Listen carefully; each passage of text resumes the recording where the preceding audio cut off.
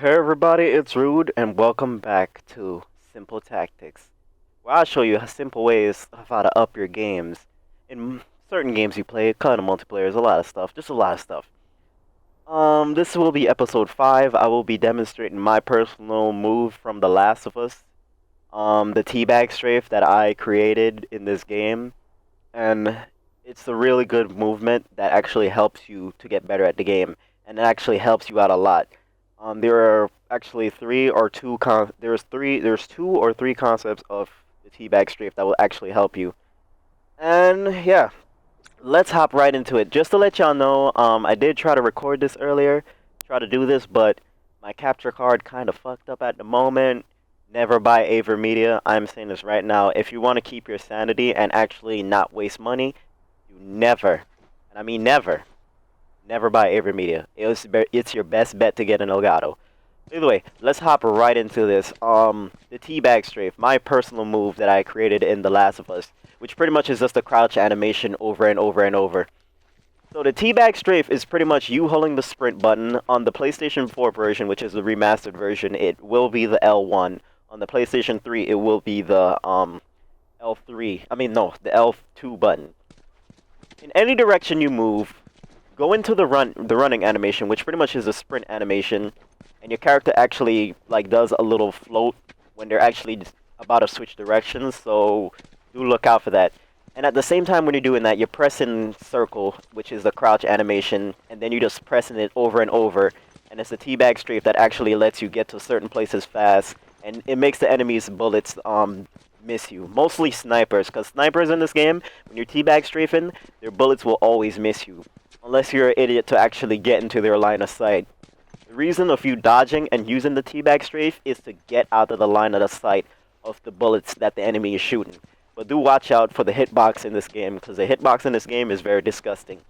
So the teabag strafe, you can move left or right with it. I do recommend only moving left or right with it, or diagonal with it. Because if you just try to move forward with it, you are going to slow down drastically. It's actually going to lower the speed than how you move left or right or left.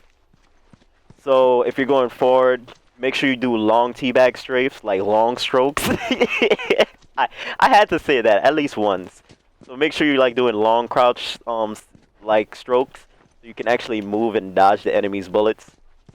So that's the first concept about it. I was more hyper in my first part when I was doing it, but Aver Media. So this video will actually be a little bit short today. When I was doing it first, it was around 8 minutes, but since I'm just gonna hop right into it and get it done and get it done out of the way, it most likely will be around 4 or 5 minutes. Well, I'm talking too much. Let's hop back into it. The second priority of teabag strafing is that when you're in the sprint animation, if you crouch, you cancel out the sprint animation and you can keep running forever. You don't even need marathon. That's why I never use marathon, because it's completely useless when I actually have this method.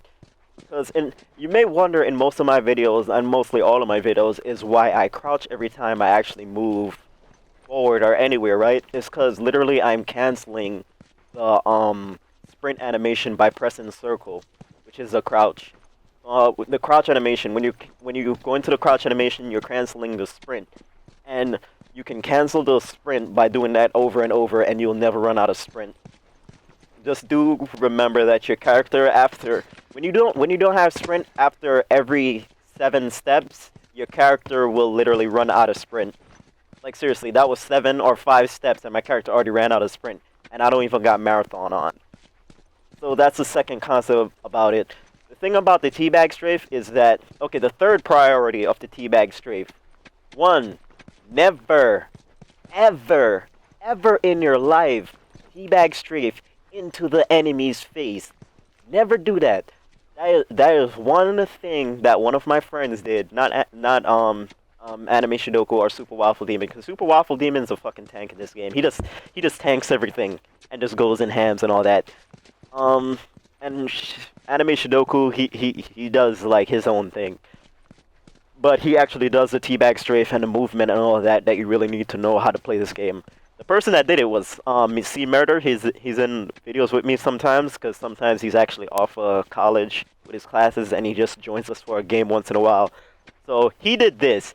He tried to do the teabag strafe, went into the enemy's face and got killed, insta-died like that.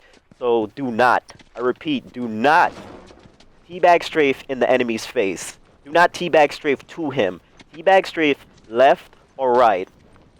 Teabag strafe left or right. And when you do the long teabag strafe crouches to the left or right, your character does like a overhead sway. Like, look at this. Your character does an overhead sway when you do it. When you do it slow. I'm trying to get it out. It's kind of hard to get out right now at the moment, but it does work. So do remember that. The third priority. I still need to talk about that. I kind of forgot right now. The third priority is that the teabag strafe, the whole reason for it is just so the enemy always misses.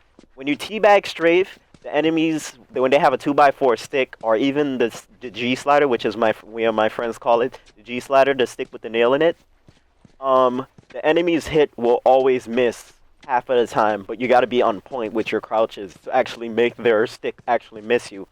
So that's the third priority of the teabag strafe. This is my own personal move. It is pretty hard to pull off consistently because your fingers will get tired. So do actually practice a little bit in practice mode here, and then you'll be able to get it down a little bit. Well, that's it for this simple tactics video. I will have more simple tactics on different games to come out when they come out in due time. I will have a link in the description to episode 4 of Simple Tactics, where it shows you how to play The Last of Us if you're new to the game, or if you're really not good at the game, it does show you how to actually play the game, and it will actually help you out. So do look for that. It is in the description. Well, either way, guys, I'm going to end it here for this Simple Tactics today. If y'all enjoyed, like the video, subscribe to the channel if you're new. Follow me on Twitter. I do have a Let's Play channel if y'all want to subscribe to that. The links are in the description, like always. And I will see y'all in my next video, guys. Peace.